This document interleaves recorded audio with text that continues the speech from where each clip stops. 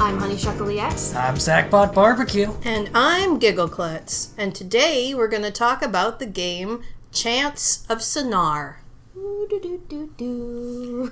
don't think that's how the music goes. No, it's not. Alright, so anyway, we played Chants of Sennaar off of Steam. And it's a single-player puzzle game with language translation as a major mechanic. And it's developed by Rundisk and published by Focus Entertainment.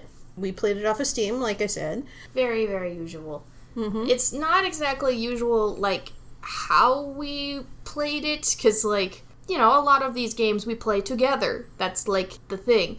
But, like, I found a review-ish summary of this on TikTok, and I'm like, oh, yeah, a language game that's, like, really peaceful, no combat, and is completely about understanding. That sounds like something my mom would like. So I sent her the video. Less than an hour later, she goes, okay, I bought it, when are we playing? And so we spent the next few days in this state. We were just, okay, do you want to play Chants of Sennaar? do we want to go through the next area? And we kind of beat it in like 3 or 4 days, something like that. Less than a week, for sure. Less than a week. And then we brought Sackbot in on it. Like, yeah. It's like, I overheard the two of you chatting while playing the game, and I was like, yeah, that game sounds cool. And then I played it, and it was cool. Consensus is, cool game, lots of fun, you should play. Yeah, like, most of what we can really talk about without spoiling is, like, the technical aspects, and, like, the game's on your side, there's a lot of quality of life things, it's gorgeous. Mm-hmm. There's a lot of theming and cultural not real cultures represented, but an exploration of the idea of culture put in, and just how we use language and how breaks in communication really cause problems. Yeah, I think like it touches on all of that very well. Mm-hmm. So yeah, we're really dancing around any real details because we urge you to play it. Like, the episode can wait. Go play Chants of Sennaar and then come back and celebrate it with us. Yeah, digging into the nuance is like the best part of the game, so no spoilers for that. Yeah, one of my stream audience was going like, hey, should I buy you this game? And I went like, I've already played it. And he was so disappointed that I wasn't gonna stream it. And I'm of the consensus that give it a year and you still can. You won't remember all the details. I'll still have to, like, I'll know the solutions probably, but I'd still have to, like, relearn the language. Yes. Yeah, and your chat can help you. And one of the neat things is you put temporary placeholders in for words as you go along, and hilarity can ensue pretty quickly. And it would be a fun game to play with your stream. Mm-hmm. So... yeah, there's a point where you get the official translation from the game, but you can label any word as anything you want up until then. Mm-hmm. Yeah, so we have, like, one of our most iconic ones is God, no, like, frowny face, skeletons. Yeah, and we'll put that in the memes. Because they literally let you label the words anything you want, so... player discretion advised. You may fall prey to your own sensibilities. Basically, you can mad-lib the crap out of it, and that's fine. It's like, if you think characters speaking exclusively in keyboard smash is funny, oh boy, have I got a game for you. And that's just the side game you play with the main game, so it's... yay! But anyway... this game's got plenty of substance, even if you don't, even if it's not comedy. So please do play. Enjoy yourself. Yeah, we think you'll really enjoy it. We did. We really did. So, here's where we put the spoiler warning. Do not proceed from here if you don't want the game spoiled, because we're going to go ahead and talk deep about how we feel about the mechanics, and how we feel about the story, and... we're gonna, instead of going from top to bottom, we're going to go bottom to top, just like this tower. Yes. So yeah, get ready, spoilers ahoy! Okay. Do you need an eye patch now? Oh, no, I also don't need an eye patch right now either. Oh, okay. He knows me too well. He's like thwarted any oh, man. It's okay. We can instead talk about the tutorial of the game, because I think this is kind of interesting, because how do you start teaching someone a language, right? Because you start this game not knowing any in-game language whatsoever, and you end up at this point where there is a door and a lever next to it. The lever only has 2 states, up and down, and next to it are 2 sets of words. One of the words is in both of these sets, and it looks kind of like a door. And then the other one is different. When you pull the lever, the door opens. And this is just like the very basics of how a lot of this puzzle solving goes. Just using the words and their context, like where you find them, to determine their possible meaning. And yeah, it's like one notable thing with the translation is each, sort of letter, character represents the whole word. Yeah, it's not an alphabet or a syllabary. It is kind of a dictionary. Yeah, it's more like how, like, Chinese works, right? Like, they have, like, a character that represents, like, a whole word. I won't confirm or deny I know too little about Chinese to really... Fair. So which Chinese are you thinking of? Exactly. True. It's Yeah. like Chinese languages are a monolith or anything. So, meaning that, we admit our ignorance when it comes to these things. So it's just like, okay, that's how it is in this. We suspect and have heard, but the things we might have heard might have been biased, racist, flawed kind of things. So I was like, I would rather just say I don't know. But anyway, in this game... Yeah, in this game. Each symbol represents an entire word or concept. Mm-hmm. Whether this has a worldly origin or is just for convenience of gameplay, we don't know. And yeah, convenience of gameplay is super valid. That's a super valid reason. I think that, like, if this game had a syllabary, it would not be approachable. It doesn't fit with how the game works anyway.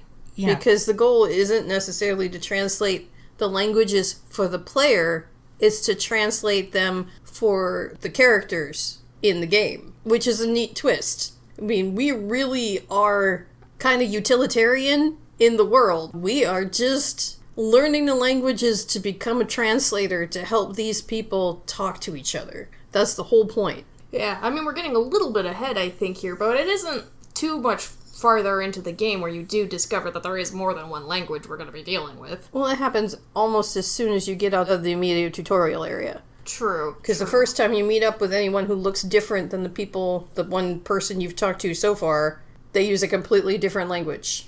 It's all angular and kind of aggressive. Mm-hmm. Just like the people using it. They're carrying swords and guarding the door. Is got a lot of sharp edges, those folks do. Both verbally and physically. Because they are vocalized, but it's not. There's no hint that you're going to be able to speak these languages. These languages are not... No. They're not figured out on that level. They only exist and are presented in written form. Mm-hmm. Even though, you will have characters in the game who speak. It is specifically done through text. Through speech bubbles, yes. So, they convey all of the language that you're trying to translate, one through speech bubbles of people talking to you, which it's nice, you can be able to see them and put them in your journal. Yeah. That's one of the, like, kind of biggest, like, stretches of the whole gameplay concept, is that, like, you can hear something and know how it's written. But at the same time, there's practicalities necessary for playing a video game. The tower is an impossible thing anyway, just in the setting of the place. It's like, yeah. This isn't something that could exist in the physical realm anyway. Yeah, it's got enough reality to it that it, clicks and doesn't feel alien, but when you look at it from the outside, there's a lot that makes it not so down to earth. It's very fantastical when you think about it, which is A-okay. It's like, it does its job good, facilitates gameplay, and really builds up this interesting and, visually quite stunning setting. Experience. Mm-hmm.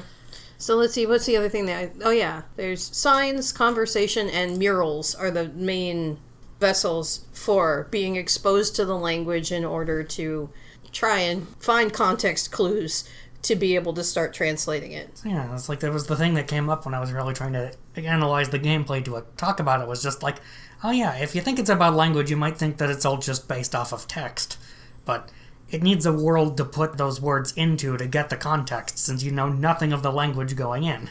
Mm-hmm. Yeah, so you, like, kind of start off in this area that's, like, pretty laid back, really slow-paced and gentle, which is really great when you don't speak any language. Yes, absolutely. And you start off with a group of people that call themselves Devotees. Yeah, there's a religion down here. Which is funny that the chill people are the religious ones for a change. It's nice. It's nice. The worst thing they do is they don't open the door for you. Yep, that's pretty much it.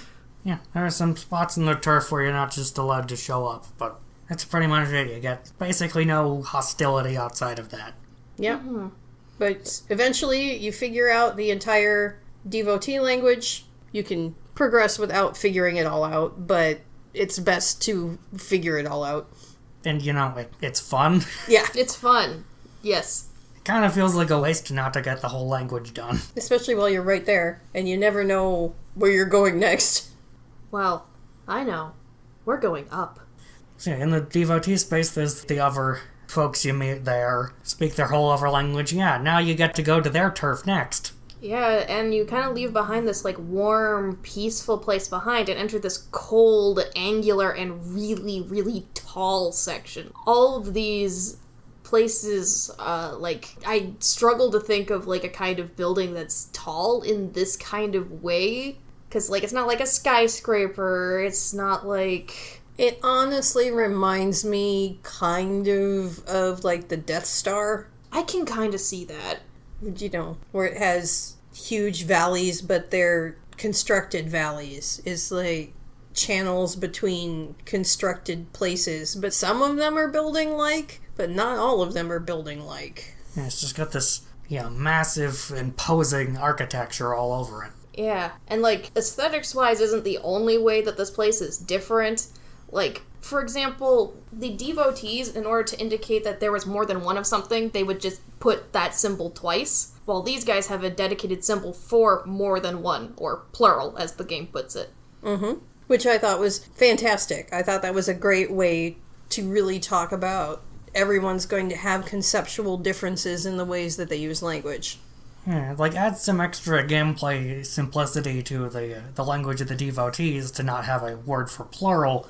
But yeah, then it also contextualizes, just how different the language structures can be from one another when how they approach referring to more than one thing fundamentally differently. And, another way that the people of the fortress, or the warriors, differ is that, they label their areas with one word, and, you'll just go oh yeah, this is pots, this is bottles, this is telescope. Well, meanwhile, the devotees have, the word, for example, death in a box, and that means cemetery. So, they have a very different way of labeling their places. Mm-hmm. And every different culture / language does. And they all have different vocabularies. You start marching around, or sneaking around the fortress, and, because at first, that's the first shocking thing to happen in the game, really, is, you're okay, new people, let's go introduce ourselves. And then you get smacked in the face. And we were immediately arrested. Yeah, you can't just walk around the warriors. They don't really like that. No, they don't. So it's the only kind of battle-type mechanic in the whole thing is that you have to sneak through a lot of the fortress. They introduced that a little bit with the devotees. That's just, I think it's only, 1 or 2 screens at most. Yeah. Even then, it's just you're not supposed to really be here, are you? And this one, it'd say, oh, you are not supposed to be here. Intruder! Yes. There's definitely a different feel to the fortress versus the abbey, where the devotees are. And it's really interesting how just the vibe is completely different in each section of the tower. It's not just the language. There's definitely a cultural divide between the different layers. It's a different cultural layer. There's a reason these people were separate from other peoples. Mm-hmm. And so, as you go up the tower, you're given a chance to meet 4 different kinds of people? Yeah. You have got the devotees, the warriors, the bards, and the alchemists. And one more. Yeah, and one more. We'll get to that one in a minute. Yeah. And so, one of the things that are available that kind of feel like side quests that are really kind of the key to the story of the game is there are these little alcoves that are often like a crack in the wall. They're these little hidden places where there's a teleporter. Yeah, like a fast travel system. Let's go. There's a frickin'... I don't really know how to describe what sort of, like, level of technology and whatnot you typically perceive. I would kind of call this, like, a low magic setting. Like, there's some stuff that's, like, fantastical, but it's mostly just kind of, like, old-time, like, what people think of, like, more medieval. Yeah, pre-industrial. Yeah. Then you'd run into these science fantasy teleporter thingies. That also appear to be communication devices. You know, they have kind of chat rooms in them. But they're from people from different cultures, so you need to understand both languages and then translate for these people having the conversation. Because, yeah, when these people speak, they do not understand each other at all. Not even a little bit. But it doesn't mean that sometimes, driven by great need, there's someone kind of desperately asking for help through this terminal that they found. And it's our job as the only one who's been able to travel from section of the tower to section of the tower to take out the languages that we've learned and try and translate for them to help. And then you really get to see how the different syntaxes work, and you have to really think about how each culture would interpret a concept, because they're going to use a very different word for a similar concept. Yeah, because it's like, the syntax is different, and, not all languages have each word you'll learn. Yeah, I think, like, one of the more approachable ones is, like, the fact that devotees will call something a potion, while the alchemists will call it a formula. Right. But the way that we figure that out through context clues is that would be the appropriate word, is because they both use the same symbol when they're depicting it when you have to learn it. So it's like next to a whole shelf of rounded bottles, devotees will call that a potion, and alchemists will call it a formula. And, like, there's quite a few of those throughout different levels. And, like, the other one I can really think of is, like, the warrior's super multi-purpose word of impures, which kind of mostly means anybody who they're antagonizing. And I would say that they use that for anyone who's beneath them on the tower. Yeah, pretty much. And since they're only the second layer up, that's not a lot of people, but still. Yeah, so they use it for people beneath them, but we also get to use it as monsters. Like, literal monsters. Funny thing about the monster, there's a monster. We told you there were spoilers. If you listened and you didn't want to know, it's on you. But the thing is since in the murals in the fortress that the warriors use, they use a monster shape to represent all impure. Meaning, and the word we had for those same people before were either men, devotees called people who were not of the tower at all, men in a general sense, and the devotees called themselves devotees. Meanwhile, the warriors call all of them impures, and when they're in murals, they are represented by a monstrous figure. Yeah, I got frickin' devil horns. Yep. They look like an imp in medieval manuscripts. Yeah. So that's, like, one of the things that, like, these warriors kind of have to, like, overcome. And it's not like they stop using, like, the word, but they change, like, or they're exposed to, like, more ways of how it's, like, used, right? They stop alienating these people beneath them on the tower because they can start to relate to them. Right. I don't even think we necessarily need to spoil what it is that melts warriors' hearts, but there's a very specific thing. Oh no, my only weakness! I'm so happy! Pretty much. They just... Oh! It's the thing that convinces them that devotees are not actually impure. There is one thing about them that they don't know, and they can't learn it just because they don't speak the same language. Exactly. And, like, this sort of interweb of needs that they all have that each other can meet is fascinating and well constructed. Yeah, absolutely. And that's one of the things that really got me about the deeper theming of how do we use language, how do we treat people when we don't speak the language, how do you feel when you have to interpret a culture without being able to ask questions, how scared are you? You know, at first I was very dubious and had trepidation about navigating the tutorial section. I'm like, okay, is everybody friendly? I don't know if everybody's friendly. And then you get lulled into a false sense of security thinking that, okay, in general, people are okay, right? Wham! You bump into the warriors and you're like, okay, that doesn't work. And then you have to spend all this time sneaking through the fortress, and then you're like to the next people, it's like, okay, they seem friendly. This is okay. You get to the garden. It's really pretty here, but the warriors are not allowed. Okay, the warriors are not allowed in the garden. Cool. And then there's like... And then you start translating their language, and you find out that they're all dicks. Like, oh, great, this place has a worker class divide. Great. Right. Lovely. And they call their worker class idiots. That is their word for them. Yes. Uh-huh. Like, oh. Warriors in general are referred to as just idiots, and all the people who are from any other floor are called idiot bards. Yeah, I believe that one is specifically the people who, like, make their instruments, bring them food. Like, I can't imagine going to a restaurant and going, like, idiot! I need the check, please. But yeah, it's such a shock when you first find out that that's what the word that they, it's like, because you write down what you feel the word is, and I don't. I think we did use worker. Worker or servant or something is what it appeared to be based on the context clues we get. And then you put it in the journal, and when you match the symbol with the pictures that you think represent the right one, it confirms for you, and it starts labeling it what they want you to call it, and you're like, wait, what? After you find out what the bards have really been saying, you kind of have to go back to the beginning of the garden and go and listen to all their dialogue and go, these people are terrible! It's like, but in a completely different way from the warriors. Right. It's like, okay, at least the warriors seem like this is like their job, and they take their job really seriously, and it's like... Like, they have this motif of duty everywhere.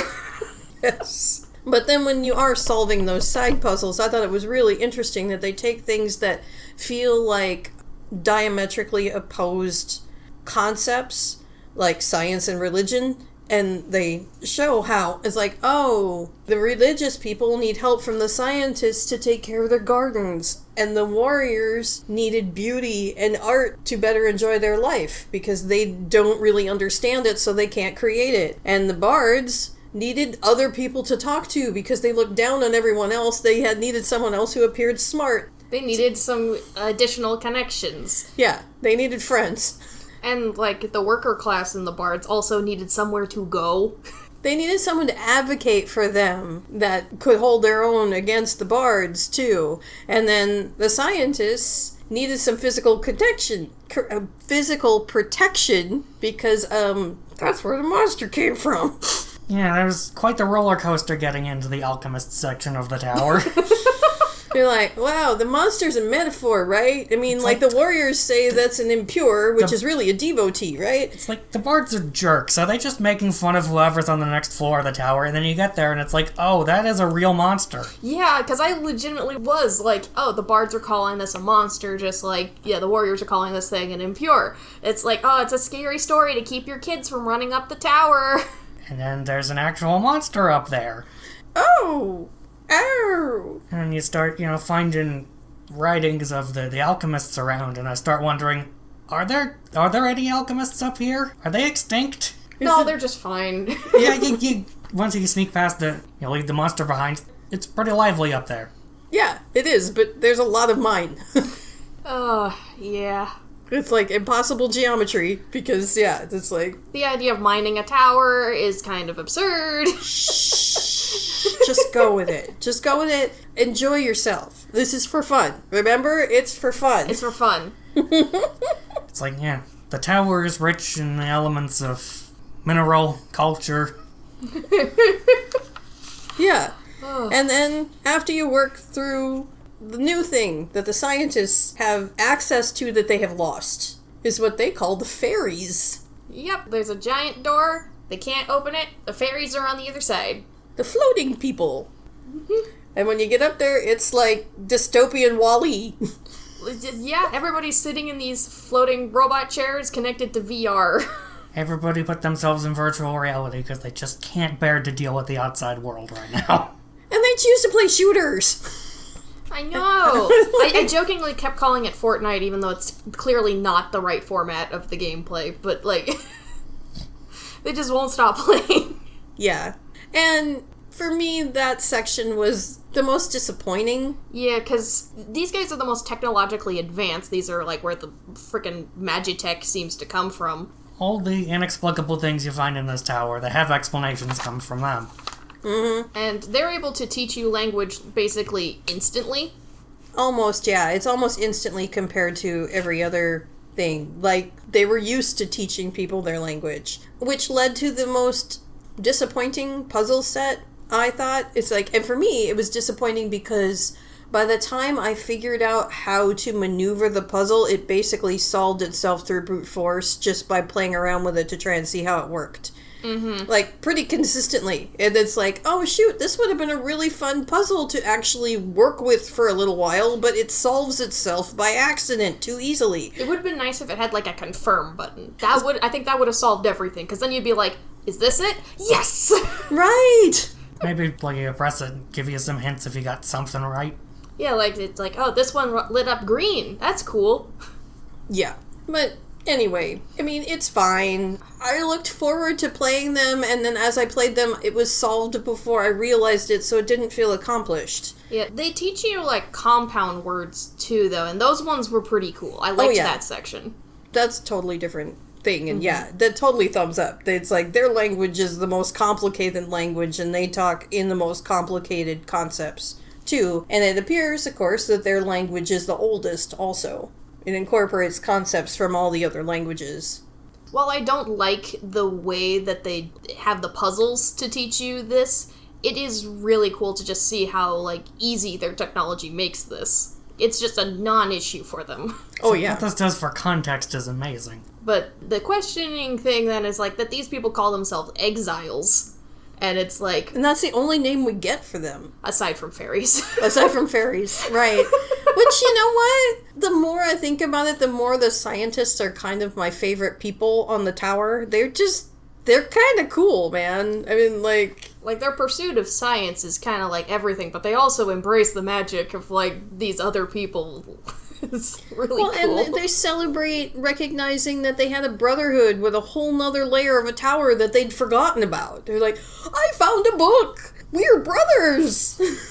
Yeah, it's like, well, they have this, the pursuit of science, they're a very orderly sort of people, but they're very chill at the same time. It's like, oh, you're here for food? It's not ready yet.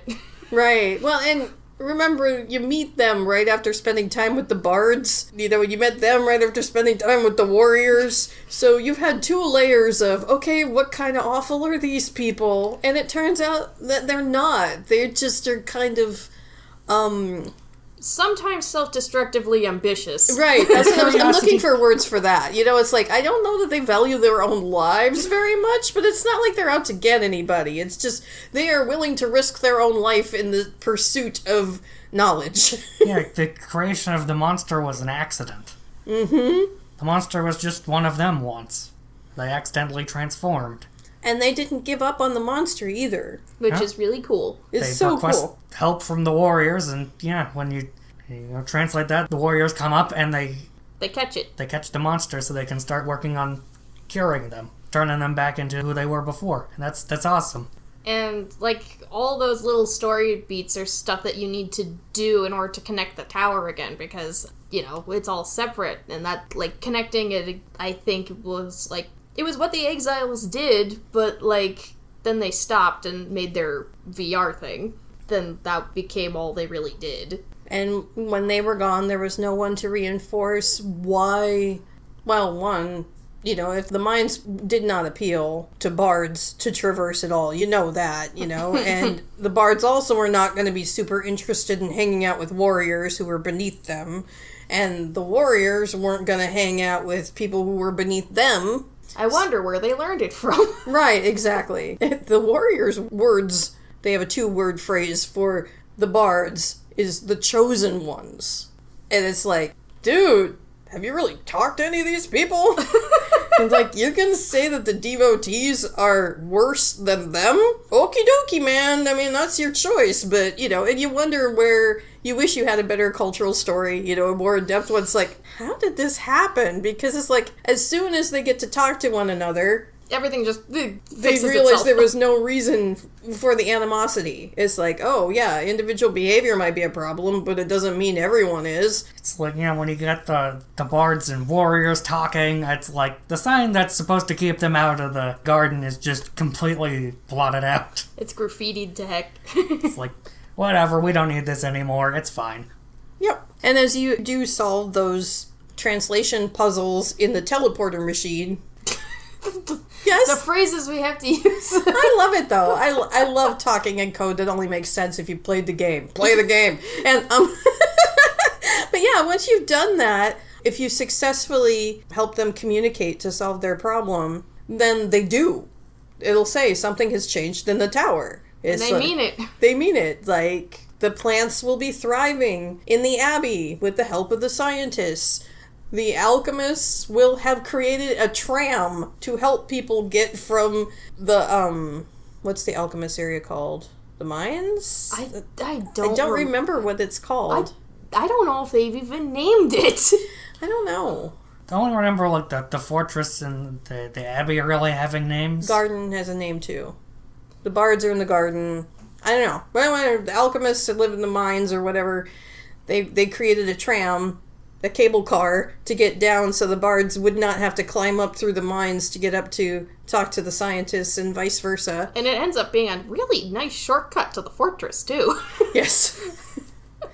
True. So, I mean, it's neat that your efforts have an impact that's visible in the world. And just the way that a lot of them make it so much easier to get from one level of the tower to another. Yeah, like the gates that the warriors kept closed are now open, so the devotees can go up the tower, and you can use it too. As you help people get along, they have no reason to keep themselves separate anymore. And so, once you do all of that, then, of course, then there's the final boss stuff, and where you have to help the exiles with their escapism problem. They need to escape from their escape. Right, because their escape has kind of gained sentience, and it's defending its utility. I'm helping people! It's like, the people you're helping don't seem to agree. Right. So, when you start helping people unplug, a lot of them will thank you for it. I think pretty much all of them do. They're like, oh gosh, how long was I gone, basically? Like, I gotta get back to work. And, I think that's, kind of brings it home that, even these people who were connected to everyone still needed connection of their own. And the way that, you could interpret this is, of course, a, quote, go outside narrative. But we don't really see it that way. I think it's this kind of concept done right, where video games shouldn't be your only outlet. Oh, yeah, absolutely. We've said several times on this podcast in the past, it's that using video games for escapism rather than a space to recharge. If you're using video games to, yes, escape from life, but then you bring what you learned back into your life to communicate, to build friends, to talk to other people, that's it done right. It's not a video games are bad kind of narrative, it's that friends are good kind of narrative. Communication is worth working towards kind of narrative. And the exiles still use most of their technology, they're just not escaping anymore. No, they're talking to each other. They're hanging out and doing other things. They're not just living in their game anymore. God, it feels good. It does. It's very satisfying to finish the game and to see everybody hanging out, and you're just you get attached. The one thing we didn't say in the beginning is the only thing about this game that is bittersweet is that it ends. It ends well in that you still want more. It doesn't overstay its welcome at all. I'd say it hits a sweet spot about that, where you're can't wait for another installment or another game by these developers, because it's you did it. You did what so many other people are looking to do. You did it. And it's it was so fun to play it. I've played it several times.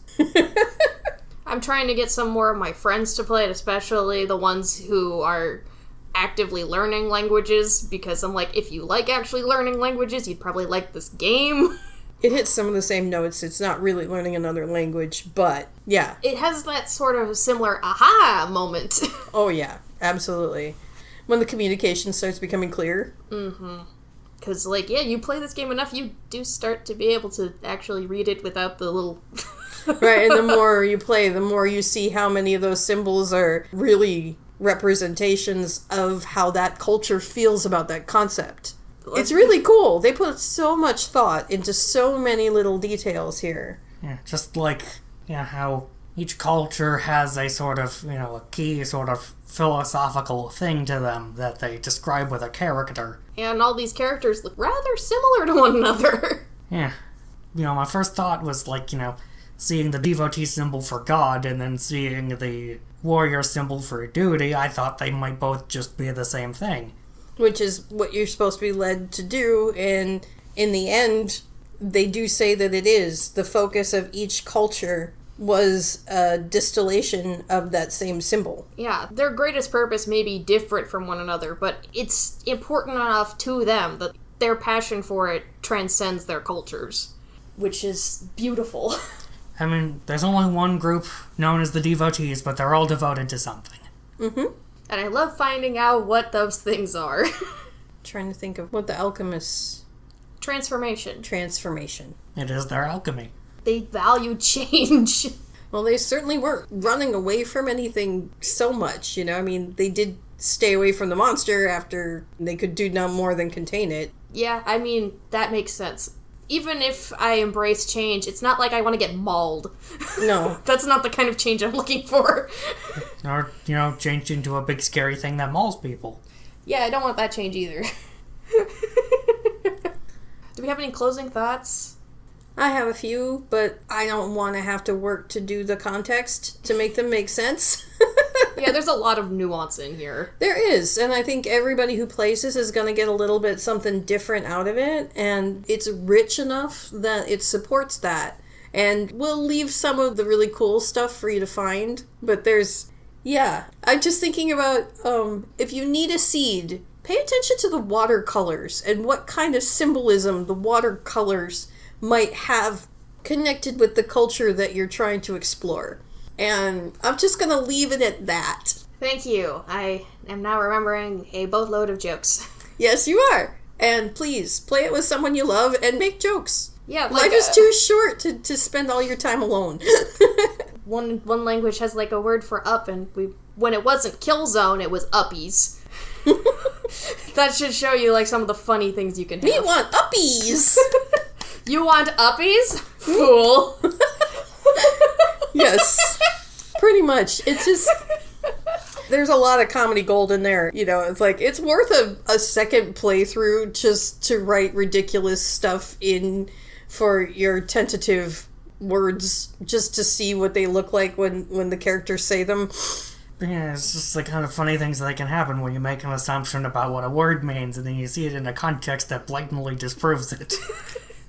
Or proves that you're using a very silly version of the same concept. Like skeletons instead of death. Yes.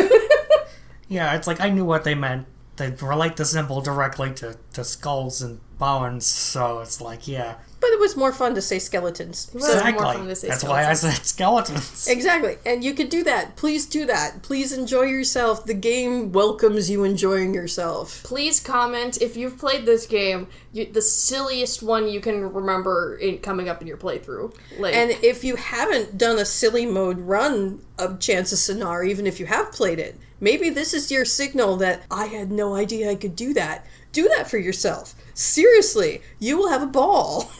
Yeah. Yeah. And it's like, great. Have a little fun beverage or, that fun time thing of your choice and get together with your buddies and get a little silly with it. It's a very Mad Libbable game, like you said. Yeah, exactly. So I have a funny feeling that might be a thing people do at parties sometimes.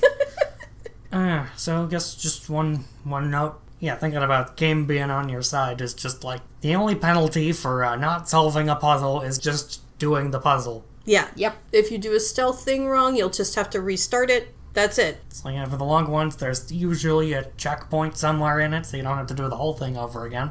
Thank goodness. Some of them are extensive.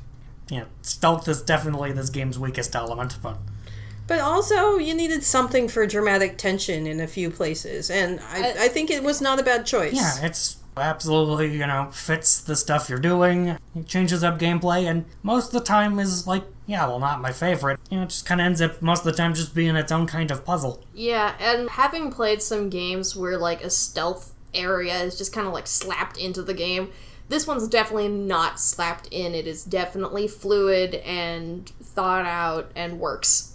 I feel like, the biggest problem I have with it is just they don't telegraph some of the information clearly enough, but, just they tell you the places you can hide. You can move to very specific spots. It's like they are supporting you getting through this. Mm-hmm. They are. So anyway, play Chants of Sennaar. Play Chants of Sennaar. Play Chants of Sennaar. And with all that being said, I'm Honeyshuckleex. I'm Sackbot Barbecue. And I'm Giggleklutz. And this has been Collab Not Multiplayer. Goodbye. Bye. Bye.